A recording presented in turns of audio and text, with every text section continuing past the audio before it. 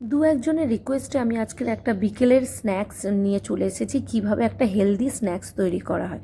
এখানে নিয়ে নিয়েছি সব রকমের ড্রাই ফ্রুটস আর মিষ্টি হিসাবে আমি ইউজ করব খেজুরের পেস্ট, কারণ চিনি শরীরের জন্য খুবই ক্ষতিকারক। এবার কড়াইতে বেশি করে ঘি দিয়ে দিয়েছি, তারপর ভেঙে রাখা ড্রাই ফ্রুটসগুলোকে ভেঙে নিতে হবে, একটু গোটা গোটা ভাঙা থাকবে, দিয়ে গরম করে নিয়ে থালায় নামিয়ে নিয়েছি। এবার মিষ্টির জন্য দিয়ে দেবো ওই খেজুরের পেস্টটা। এটা খেজুরের মানে সিরাপ লিকুইড ফর্মেও পাওয়া যায়, রেডিমেড আমি কিনে নিয়ে এসেছি, কারণ চিনি এতটা ক্ষতিকারক তা আমাকে আলাদা করে বলার দরকার নেই। এবার গরম ড্রাই ফ্রুটসগুলো দিয়ে দেবো, দিয়ে চিট তৈরি করবো, যেরকম নারকেল নাড়ু বানানো হয় সেরকমই।